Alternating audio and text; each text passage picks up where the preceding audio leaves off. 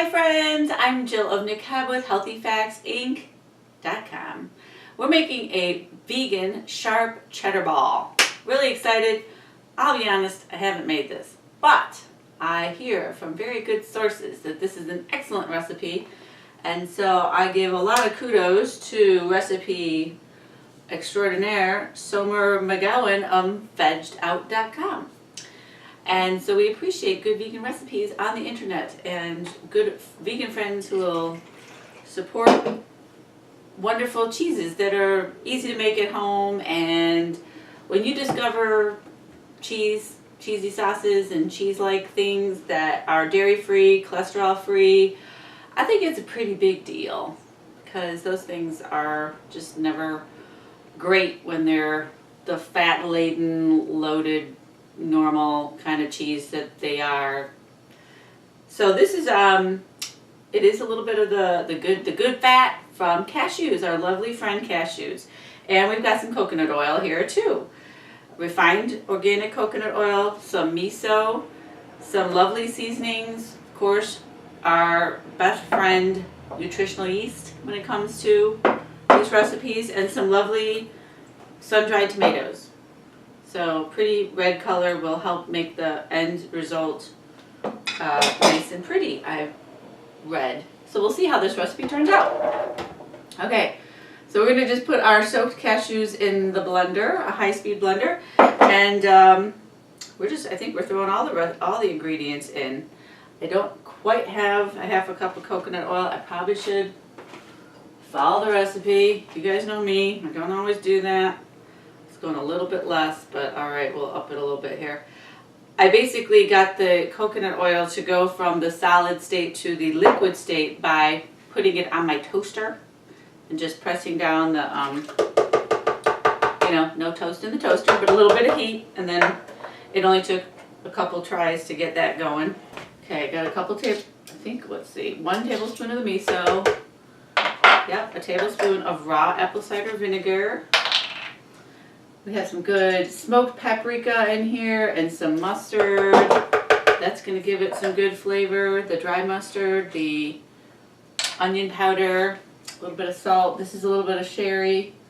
I wanted to get like really a nice sherry, like a yummy kind of sherry wine. But my son, who ran to the store for me, he's not quite 21 yet. So I had to get the cooking sherry. Alright, it says in the recipe that it might take a few minutes to get this thing blended well, and I'm sure because it's going to be kind of thick, and then we're going to put it in the fridge and let probably the coconut oil will really help solidify everything once it's refrigerated for a while. Don't mind me, going to go blend for a few minutes. Okay, we're going to start low and go up a little bit and scrape down the sides as we go.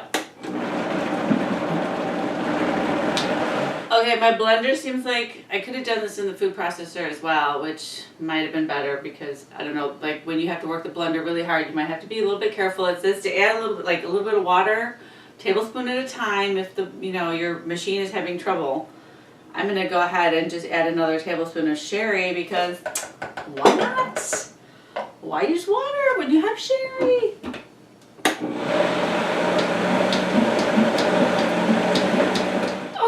I tried to do that for about a minute, 2 minutes. It's starting to steam. It looks very smooth and creamy, and I'm going to put this in just a glass container that will hold about 2 cups and then let it firm up in the refrigerator. We'll be back soon. Okay, this is fun. I just took the cheese ball out of the refrigerator. It was in there all night, and now it's not really a ball yet. We have to make it into a ball. So, I don't know, this might be the fun part here. Alright, I'm going to try to get this into my very clean hands, and maybe 1 or 2 balls, maybe a log.